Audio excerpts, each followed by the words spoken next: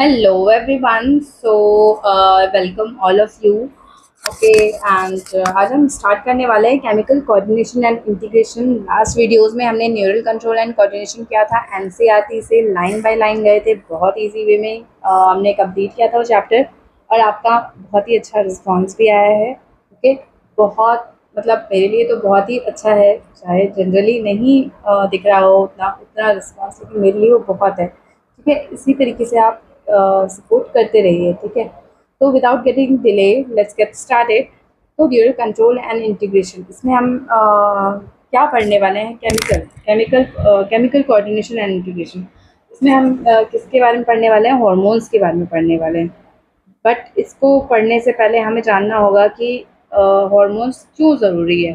तो हमने last chapter में हमने पढ़ा था न्यूरल सिस्टम के बारे में, जो कि point two point rapid coordination था।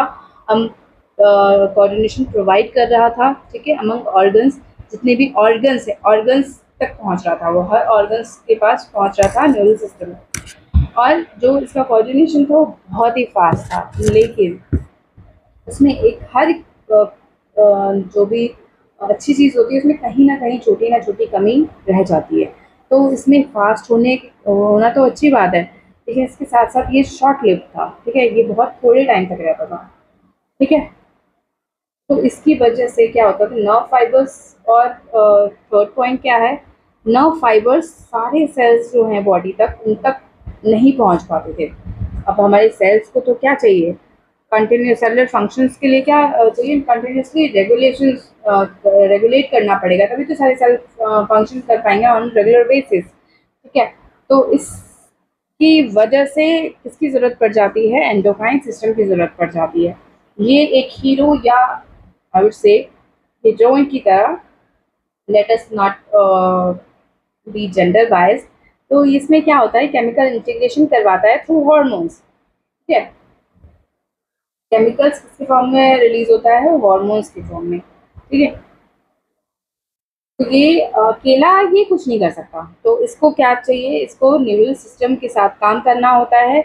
और ये दोनों जो जिगरी दोस्त हैं वो मिलकर जॉइंटली कोऑर्डिनेट करते हैं और रेगुलेट करते हैं हमारे सारे फिजियोलॉजिकल फंक्शंस, जो हमारे लाइफ के लिए बहुत ही इम्पोर्टेंट है। ठीक है, अब एंडोक्राइन ग्लैंड और हॉर्मोन्स क्या हैं ये हम देखते हैं। तो लेट आई एम श्योर कि you must have open your NCERT book. तो मैंने तो ओपन कर लिया है, मैं उसको देख कर ही आपको पढ़ा रही हूँ। ठीक है, कि कोई भी लाइन कोई भी पॉइंट मिस ना हो जाए। तो एंडोक्राइन ग्लैंड जो होता है वो डक्ट्स नहीं होते उसके पास। ठीक है, मतलब डक्ट्स क्या होता है? कोई जरिया होता है। ठीक है, कोई एक समझ लीजिए एक पाइप है। ठीक है, उसके थ्रू हम किसी चीज़ को या जैसे हॉर्मोन्स को हम भेज रहे हैं, जैसे पानी को हम पाइप के थ्रू भेजते हैं। ठीक है, तो पाइप के थ्रू आने में थोड़ा टाइम लग जाता है, राइट? तो और अगर हम डायरेक्ट ही पानी अगर हम उड़ेल दें किसी पे, तो वो क्या होगा? वो फास्ट होगा, राइट? तो ये जो एंडोक्राइन ग्लैंड होता है वो डक्ट्स नहीं होते हैं इसके पास, इसलिए इसको डकलेस ग्लैंड बोलते हैं। और जो इसका सिक्रेशन होता है उसको बोलते हैं हॉर्मोन्स। अब हॉर्मोन्स क्या होते हैं? हॉर्मोन्स जो क्लासिकल डेफिनेशन है उसकी, तो ये क्या है? नॉन न्यूट्रिएंट है, इसके कोई भी न्यूट्रिएंट नहीं होता है। और ये इंटरसेलुलर मैसेंजर की तरह काम करता है। इंटरसेलुलर मतलब सेल टू सेल, ये सेल है, एक सेल है, इन दोनों के बीच में इंटरसेलुलर मैसेंजर का काम करता है। कौन करता है? हॉर्मोन्स करते हैं। ठीक है, और ये ट्रेस अमाउंट में, बहुत थोड़े अमाउंट में प्रोड्यूस होते हैं। ठीक है, मतलब ये कम अमाउंट में भी बहुत ही इफेक्टिव है, क्योंकि ये इंटरसेलुलर की तरह काम कर रहा है। अब जो न्यू डेफिनेशन है उसमें हॉर्मोन्स तो इंक्लूडेड हैं ही, उसके साथ साथ कुछ न्यू मॉलिक्यूल्स भी इंक्लूडेड हैं। ठीक है, अब है इन्वर्टिब्रेट्स। इन्वर्टिब्रेट्स में कैसा होता है एंडोक्राइन सिस्टम? तो इसमें सिंपल होता है। ठीक है, और इसमें बहुत ही थोड़े से हॉर्मोन्स होते हैं। और जो वर्टिब्रेट्स जैसे कि हम हो गए, उसमें लार्ज अमाउंट ऑफ केमिकल्स होते हैं, वो हॉर्मोन्स की तरह एक्ट करते हैं। ठीक है, केमिकल्स क्या हैं? हॉर्मोन्स, हॉर्मोन्स की तरह एक्ट करेंगे और कोऑर्डिनेशन प्रोवाइड करेंगे। ठीक है, तो आगे हम पढ़ने वाले हैं ह्यूमन एंडोक्राइन सिस्टम। तो हमारे एंडोक्राइन सिस्टम में कुछ ऑर्गेनाइज्ड एंडोक्राइन बॉडीज हैं, ठीक है, जैसे कि हाइपोथैलेमस हो गया, पिट्यूटरी ग्लैंड हो गया, pineal gland, thyroid gland, parathyroid gland, thymus, adrenal gland, pancreas, testis, ovary, total 10 ये ऑर्गेनाइज्ड एंडोक्राइन बॉडीज हैं। तो हमारी एंडोक्राइन सिस्टम में क्या है, एंडोक्राइन बॉडीज, एंडोक्राइन ग्लैंड्स तो हैं ही, जैसे कि 10 ग्लैंड्स हैं। उसके अलावा जो हार्मोन प्रोड्यूस करते हैं डिफ्यूज टिश्यूज और सेल्स जो डिफरेंट बॉडी पार्ट्स में हमारे लोकेटेड हैं, ठीक है, जैसे कि हो गया GI tract, gastro intestinal tract हो गया, लिवर हो गया, किडनी हो गया, हार्ट, ये सारे क्या हैं, ये टिश्यूज और सेल्स हैं जो क्या करते हैं, ये भी हार्मोन्स प्रोड्यूस करते हैं अदर देन एंडोक्राइन ग्लैंड्स, जो कि ये 10 ग्लैंड्स मैंने यहाँ पे मेंशन किए हुए हैं, ठीक है, ये फोर एंड ये 2। ओके, तो वन बाय वन हम डिटेल्ड स्ट्रक्चर को पढ़ेंगे हम, जो कि है एंडोक्राइन सिस्टम। तो हाइपोथैलेमस, फर्स्ट क्या है, हाइपोथैलेमस, ये बेसल पार्ट होता है डायएन्सेफेलन का, जो कि किसका पार्ट है, फोर ब्रेन का। ये फोर ब्रेन का डायएन्सेफेलन पार्ट है, इसका बेसल पार्ट होता है हाइपोथैलेमस। आप ये स्ट्रक्चर देख रहे हो, ठीक है। ये wide spectrum of body function, मतलब बहुत सारी बॉडी फंक्शंस को रेगुलेट करता है, चलाता है। ये कौन चलाता है, हाइपोथैलेमस, ठीक है। कैसे, तो ये बहुत सारे न्यूरो सेक्रेटरी सेल्स, जिसको हम न्यूक्लियाई करते हैं, वो कंटेन करता है। ये मैंने लास्ट चैप्टर में भी बताया था आपको कि ये आप ध्यान रखो, इसको हम नेक्स्ट चैप्टर में पढ़ने वाले हैं। यही वो चैप्टर है, न्यूरो सेक्रेटरी सेल्स, जिसको हम न्यूक्लियाई बोलते हैं, वो कंटेन करता है ये बहुत सारे। और ये क्या करते हैं, ये न्यूरो सेक्रेटरी सेल्स जो हैं, जो न्यूक्लियाई हैं, वो बहुत सारे हार्मोन्स प्रोड्यूस करते हैं। और ये हार्मोन्स क्या करेंगे, प्रोड्यूस हार्मोन्स, बहुत सारे नहीं, हार्मोन्स प्रोड्यूस करते हैं, 2 टाइप्स ऑफ हार्मोन्स, जो रेगुलेट करेंगे किसको, पिट्यूटरी हार्मोन, जो पिट्यूटरी ग्लैंड जो है, उसके जो हार्मोन्स सिंथेसाइज होगा या सिक्रीट होगा, उसको ये रेगुलेट करेंगे। कौन रेगुलेट करेगा, न्यूरो सेक्रेटरी सेल्स जो हार्मोन प्रोड्यूस करेंगे, वो इसको रेगुलेट करेंगे। पिट्यूटरी हार्मोन्स को के सिंथेसिस और सिक्रीशन को रेगुलेट करेंगे। अब ये 2 टाइप के हार्मोन्स रिलीज करता है कौन, हाइपोथैलेमस। एक रिलीजिंग होता है और इनहिबिटिंग होता है। इनहिबिटिंग मतलब स्टॉप करना, और रिलीजिंग मतलब रिलीज करना, राइट, छोड़ना उसको। तो ये रिलीजिंग हार्मोन जो है, ये क्या करेगा, सिक्रीशन को स्टिमुलेट करेगा, मतलब बढ़ावा देगा उसको। पिट्यूटरी हार्मोन जो भी सिक्रीट करेगा, उसको स्टिमुलेट करेगा, और मतलब धक्का पुश करेगा कि हाँ चलो अच्छे से और सिक्रीट करो, ठीक है। तो ये रिलीजिंग हार्मोन का एग्जांपल क्या है, GnRH, gonadotropin releasing hormone, gonadotropin releasing hormone. ये क्या करता है, ये स्टिमुलेट करता है गोनेड्स, जो कि testis in male and ovaries in females, ठीक है, तो रेगुलेट करता है, ठीक है, कि वो अपने जो हार्मोन्स है, जैसे ल्यूटिनाइजिंग हार्मोन हो गया, इसको हम डिटेल में इसी चैप्टर में पढ़ने वाले हैं, बहुत अच्छे तरीके से समझाऊंगी मैं आपको। FSH, follicle stimulating hormone, HCG, human chorionic gonadotropin, ठीक है, और प्लेसेंटल हार्मोन, इन सबको रिलीज करवाता है, रिलीज ऑफ गोनाडोट्रोपिन्स करवाता है GnRH, गोनाडोट्रोपिन रिलीजिंग हार्मोन। अब इनहिबिटिंग जो है, वो क्या करेगा, इनहिबिट करेगा पिट्यूटरी हार्मोन के सिक्रीशंस को, इनहिबिट करेगा। क्योंकि क्यों इनहिबिट करेगा, किस केस में इनहिबिट करेगा, तो वो उस केस में इनहिबिट करेगा या स्टॉप करने के लिए बोलेगा कि बस हो गया, अब इसकी जरूरत नहीं है, तुम बंद कर दो सिक्रीशंस, तो वो सिक्रीशन बंद कर देगा, राइट। तो इसका एग्जांपल है सोमैटोस्टैटिन। इनहिबिटिंग हार्मोन का क्या एग्जांपल है, सोमैटोस्टैटिन। सोमैटोस्टैटिन इनहिबिट कर देगा release of growth hormone from pituitary. Pituitary जो ग्रोथ हार्मोन रिलीज करेगा, उसको क्या करेगा, स्टॉप कर देगा, स्टॉप करने के लिए बोलेगा, ठीक है, सोमैटोस्टैटिन। अब ये किस तरीके से काम करते हैं, हाइपोथैलेमिक न्यूरॉन है, वो हार्मोन सिक्रीट करेंगे, राइट। ये एक्सॉन के थ्रू कहाँ जाएगा, नर्व एंडिंग्स तक जाएगा, हम पढ़ चुके हैं, ठीक है, सारा स्ट्रक्चर हमने पढ़ लिया है न्यूरॉन का। ये एक्सॉन है, ये नर्व एंडिंग, ठीक है, ये नर्व एंडिंग है, यहाँ पे ऐसे से प्रेजेंट होता है। वेसिकल, ठीक है, सिनेप्टिक नर्व, ये सब हम पढ़ चुके हैं। नर्व एंडिंग्स तक जाएगा, फिर ये रिलीज करेगा क्या, रिलीज करेगा हार्मोन रिलीज करेगा, इसके थ्रू पोर्टल सर्कुलेटरी सिस्टम के थ्रू। और ये कहाँ जाएगा, इंटीरियर पिट्यूटरी में जाएगा। तो पिट्यूटरी के दो पार्ट हैं, ठीक है, स्ट्रक्चर में दो पार्ट है, एक है इंटीरियर पिट्यूटरी, एक पोस्टीरियर पिट्यूटरी। जो यहाँ हाइपोथैलेमस प्रेजेंट होता है अपने सिस्टम से, अगर वो पोर्टल सिस्टम के थ्रू अगर सिक्रेशन करवा रहा है इंटीरियर पिट्यूटरी में, तो वो कहाँ जाएगा, इंटीरियर पिट्यूटरी में जाएगा। और हाइपोथैलेमस अगर डायरेक्ट अगर उसको करना होगा तो वो कहाँ जाएगा, हार्मोन, वो पोस्टीरियर पिट्यूटरी में जाएगा। तो direct neural regulation of hypothalamus के कौन कंट्रोल करता है, पोस्टीरियर पिट्यूटरी को कौन कंट्रोल करता है, डायरेक्ट न्यूरल रेगुलेशन करता है हाइपोथैलेमस, ठीक है। अब सेकंड है पिट्यूटरी ग्लैंड।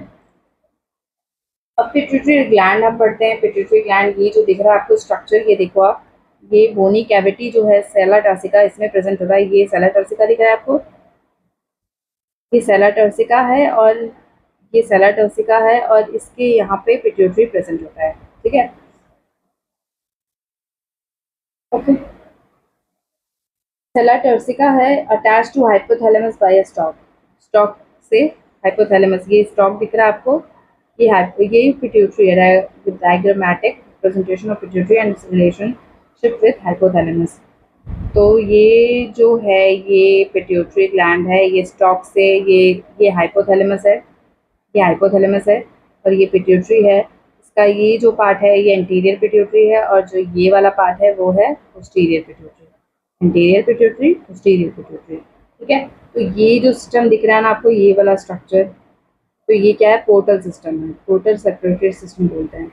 इसके थ्रू जब सिक्रेशन करता है तो ये कहाँ जाता है, इंटीरियर पिट्यूटरी में। और अगर डायरेक्ट इसको हाइपोथैलेमिक न्यूरॉन से डायरेक्ट अगर सिक्रेशन करना होगा तो ये कहाँ जाएगा, पोस्टीरियर पिट्यूटरी में। तो एंटीरियर पिट्यूटरी कौन से हार्मोन सिक्रेट करते हैं, हम देखते हैं, ठीक है।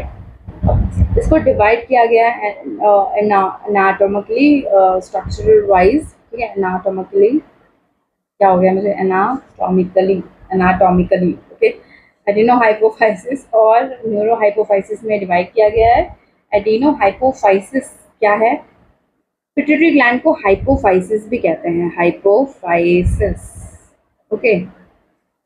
एडिनोहाइपोफाइसिस को दो पोर्शंस में डिवाइड किया गया है, पास डिस्टलिस एंड पास इंटरमीडिया, ठीक है। ये एंटीरियर पिट्यूटरी है, इसके दो पार्ट हैं, एक है पास डिस्टलिस एंड दूसरा है पास इंटरमीडिया। पास डिस्टलिस जो है उसको इंटीरियर पिट्यूटरी भी कहते हैं। तो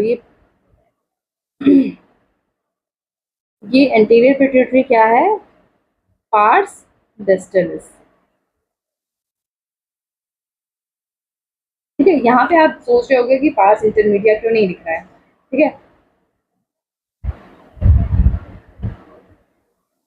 तो ये पास डिस्टलिस जो है यही एंटीरियर पिट्यूटरी है, और ये 6 हार्मोन सिक्रेट करता है, ठीक है।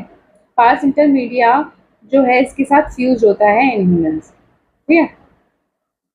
तो ये जो एंटीरियर पिट्यूटरी दिख रहा है यही क्या है, यही पास डिस्टलिस है। और इंटरमीडिया को इसलिए दिखाया गया है क्योंकि इसमें फ्यूज होता है इन ह्यूमन, ठीक है। तो ग्रोथ हार्मोन, पास डिस्टलिस कौन कौन से हार्मोन सिक्रेट करेगा, growth hormone, prolactin, thyroid stimulating hormone, एस्टो एड्रेनोकॉर्टिकोट्रॉफिक हार्मोन, ठीक है, ACTH।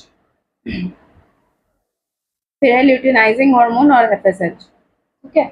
और पास इंटरमीडिया जो है एक ही हार्मोन सिक्रेट करेगा, वो है MSH, वो क्या है, मेलानोसाइट स्टिमुलेटिंग हार्मोन। और ये ना ह्यूमन में, पास इंटरमीडिया ह्यूमन में मर्ज होता है पास डिस्टलिस, जो कि क्या है, इंटीरियर पिट्यूटरी है, इसलिए इसको अलग से नहीं दिखाया गया है, ओके। फिर है न्यूरोहाइपोफाइसिस, ठीक है। एनाटॉमिकली इसको दो पार्ट में डिवाइड किया गया है, एडिनोहाइपोफाइसिस एंड न्यूरोहाइपोफाइसिस। न्यूरोहाइपोफाइसिस को पार्स नर्वोसा बोलते हैं, पोस्टीरियर पिट्यूटरी भी बोलते हैं, ठीक है। तो गंगाधर ही शक्तिमान है, वही वाली बात है। तो पार्स नर्वोसा पोस्टीरियर पिट्यूटरी है और इसका काम क्या है, स्टोर और रिलीज करना दो हार्मोन को, बहुत ही इंपॉर्टेंट हार्मोन है, ऑक्सीटोसिन और वेसोप्रेसिन। वेसोप्रेसिन का दूसरा नाम एंटी डायूरेटिक हार्मोन भी है, ठीक है। तो ऑक्सीटोसिन ऑक्सीटोसिन को लव हार्मोन भी बोलते हैं, ठीक है। तो अगर आप में लव की फीलिंग आए तो आप में कौन सा हार्मोन रिलीज हो रहा है, ऑक्सीटोसिन, ओके। और ये दोनों जो हार्मोन है हाइपोथैलेमस सिंथेसाइज मतलब बनाता हाइपोथैलेमस है, लेकिन एक्सोनली ट्रांसपोर्ट करता है न्यूरोहाइपोफाइसिस में। तो ये पोस्टीरियर पिट्यूटरी ही न्यूरोहाइपोफाइसिस है, ओके। न्यूरोहाइपोफाइसिस तो ये एक्सोनली, ये एक्सोन है, ये यहाँ पे सिक्रीट करता है कौन, ऑक्सीटोसिन और वेसोप्रेसिन हाइपोथैलेमस सिंथेसाइज करके यहाँ पे ट्रांसपोर्ट करेगा। तो ऑक्सीटोसिन का क्या फंक्शन है, पहले हम ये दोनों का पढ़ लेते हैं, उसके बाद हम बाकी सारे हार्मोन्स का पढ़ेंगे। तो ऑक्सीटोसिन स्मूथ मसल्स पे काम करता है और स्टिमुलेट करता है उनका कंट्रैक्शन, ठीक है। स्मूथ मसल्स कौन से होते हैं, इनवॉल्यूटरी मसल्स होते हैं, और उनका कॉन्ट्रैक्शन किस टाइम में काम आएगा, फीमेल्स के केस में क्या होगा, विग्रस कॉन्ट्रैक्शन, कॉन्ट्रैक्शन होता है, ठीक है, बर्थ के टाइम पे। और बर्थ के टाइम, पार्चुरेशन के टाइम, ठीक है, डिलीवरी के टाइम, डिलीवरी और जो बेबी का डिलीवरी होता है उस टाइम पे विग्रस कॉन्ट्रैक्शन ऑफ यूट्रस करवाता है ताकि बेबी बाहर आ जाए डिलीवरी से। और मिल्क इजेक्शन कराता है मेमरी ग्लैंड से, ठीक है। बेबी को फूड भी चाहिए, छोटे बेबी को कुछ भी नहीं खा सकता है, तो मेमरी ग्लैंड से मिल्क इजेक्शन भी कौन कराता है, ऑक्सीटोसिन कराता है। वेसोप्रेसिन क्या है, किडनी पे काम करता है मेनली, और क्या करता है ये, रीअब्जॉर्प्शन कराता है, मतलब रीअब्जॉर्ब कराता है वाटर और इलेक्ट्रोलाइट्स को बाय डिस्टल ट्यूब्यूल, ठीक है, डिस्टल ट्यूब्यूल ऑफ किडनी, ठीक है। किडनी का जो डिस्टल ट्यूब्यूल है वहां से रीअब्जॉर्प्शन कराता है कौन, वेसोप्रेसिन कराता है। और जैसे रीअब्जॉर्प्शन करा दिया इसने वाटर का, तो ये इसका मतलब क्या है, ये डाययूरेसिस को प्रिवेंट कर रहा है, मतलब कम कर रहा है। डाययूरेसिस क्या होता है, डाययूरेसिस होता है एक्सेस एक्सेस प्रोडक्शन या फिर रिमूवल ऑफ यूरिन, ठीक है। तो रिड्यूसेस डाययूरेसिस, डाययूरेसिस क्या है, loss of water through urine, ठीक है। इस वजह से इसको एंटी डायूरेटिक, एंटी मतलब उसका एंटी, दुश्मन, डायूरेटिक नहीं होने देगा, डायूरेसिस नहीं होने देगा, इसलिए एंटी डायूरेटिक बोलते हैं वेसोप्रेसिन को, ठीक है। आगे का जो हार्मोन है वो हम नेक्स्ट वीडियो में कवर करेंगे। होपफुली आपको ये समझ में आ गया हो, और थैंक यू सो मच।